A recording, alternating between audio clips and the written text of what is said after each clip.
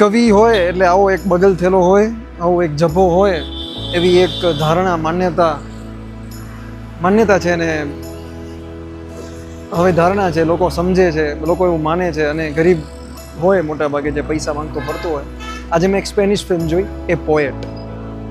ફિલ્મના ડિરેક્ટર આવ્યા છે અને એમણે બહુ સરસ કહ્યું કે મારું ફ્રસ્ટ્રેશન છે, એમનું ફ્રસ્ટ્રેશન છે કે કઈ રીતે સમાજમાં પોએટ જેવા આર્ટિસ્ટ, એ કોઈ પણ હોઈ શકે, એ લેખક હોઈ શકે, એ કવિ હોઈ શકે, એ કોઈ પેઇન્ટર હોઈ શકે, અને કઈ રીતે એ સમાજમાં સેટ નથી થતો. અને બહુ ઇન્ટરેસ્ટિંગ વસ્તુ મને એ લાગી કે દુઃખમાં રહેવાની એક ટેવ પડી જાય એમ. એક ડાયલોગ પણ એવો છે કે તને છે ને ટેવ પડી ગઈ છે હંમેશા રોદણા રડવાની, સમથિંગ લાઈક દેટ, કે દયા માંગ્યા કરવાની. એની દીકરીને પૂછે છે કે તને મારા ઉપર પ્રેમ આવે છે, તું મને પ્રેમ કરે છે? કે મને તમારા ઉપર દયા આવે છે પપ્પા, એમ કે.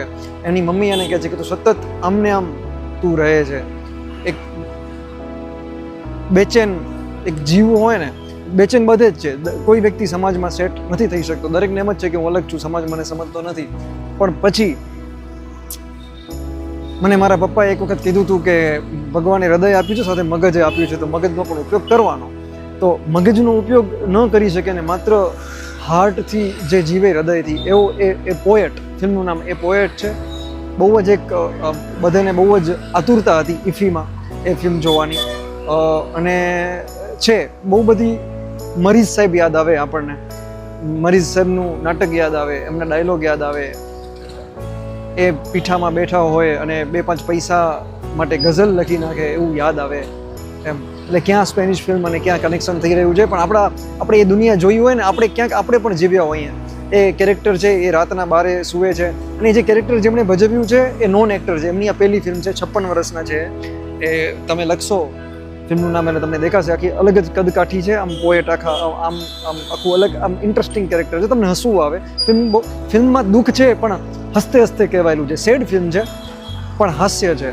તો એ પ્રોફેસર છે પોતે, મૂળ 56 યર્સ, અને કવિતા પણ લખે છે. તો જે ડિરેક્ટર છે એમને એ પોએટ માટે અમુક સાચા કવિ પણ બતાવવાના હતા, સાચા કવિ. તો એના માટે ઓડિશનમાં આમનું નામ જોયું અને આમને એમ થયું કે આ તો મેઇન કેરેક્ટર બહુ સારી રીતે કરી શકશે. તો એ રીતે, અને એ કેરેક્ટર કવિતામાં ગુજરાન નથી ચાલતું એટલે એ ભણાવવાનું પણ કામ કરે છે સ્કૂલમાં. ને ત્યાં એક છોકરી કવિતા લખે છે, એ છોકરી. એટલે થોડુંક આપણને એવું લાગે કે અભિમાન ફિલ્મ જેવો કંઈક પ્લોટ થઈ રહ્યો છે, પણ એવું